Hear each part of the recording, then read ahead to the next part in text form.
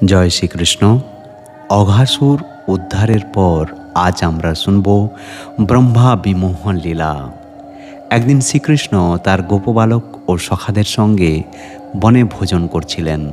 চারিদিকে বৃন্দাবনের মনোরম পরিবেশ, মাঝখানে বসে আছেন শ্রীকৃষ্ণ আর তাকে ঘিরে তাঁর সখারা।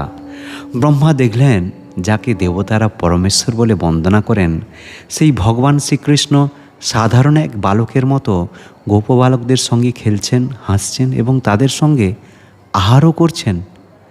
ব্রহ্মার মনে সংশয় জাগল, এই বালকই কি সত্যি সেই পরমেশ্বর? ভগবানের যোগমায়া সম্পর্কে জানতে এবং তার মহিমা পরীক্ষা করতে ব্রহ্মা একটি পরীক্ষা করার সিদ্ধান্ত নিলেন। তিনি শ্রীকৃষ্ণের সমস্ত গোবৎস ও গোপবালকদের লুকিয়ে রাখলেন। শ্রীকৃষ্ণ কিছুক্ষণ পর তাদের খুঁজতে গিয়ে দেখলেন কেউই নেই। তখন ভগবান বুঝলেন ব্রহ্মার কৌশল। কিন্তু তিনি চিন্তা করলেন বৎসদের ও গোপবালকদের পিতামাতার হৃদয় যেন শূন্য না হয়ে যায়। তখন এক আশ্চর্য ঘটনা ঘটল। শ্রীকৃষ্ণ নিজেই প্রত্যেকটি বৎস এবং প্রত্যেক গোপবালকে রূপ ধারণ করলেন। তাদের চেহারা, স্বভাব, কণ্ঠস্বর, চলাফেরা সব কিছু হুবহু একই রকম।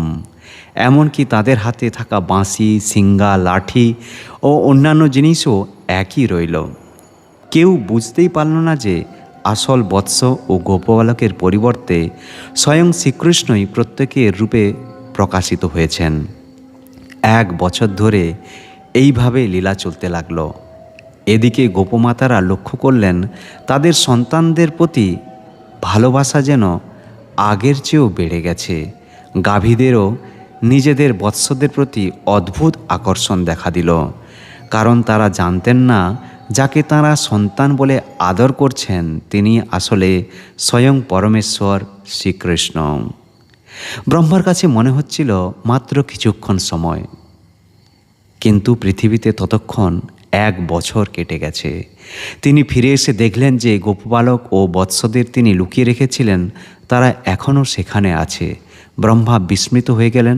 তিনি বুঝতে পারলেন তার সামনে দাঁড়িয়ে থাকা প্রতিটি বৎস, প্রতিটি গোপবালকই আসলে শ্রীকৃষ্ণের স্বরূপ বিস্তার। হঠাৎ তিনি দেখতে পেলেন প্রত্যেক বালক ও প্রত্যেক বৎসদের মধ্য থেকে অসংখ্য চতুর্ভুজ নারায়ণ প্রকাশিত হচ্ছে। প্রত্যেকের হাতে শঙ্খ, চক্র, গদা ও পদ্ম। অসংখ্য দেবতা তাদের সেবা করছেন। আমি যাকে পরীক্ষা করতে এসেছিলাম তিনি সমস্ত ব্রহ্মাণ্ডের পরমেশ্বর। তার শক্তির সামান্য অংশ আমার বুদ্ধির অতীত।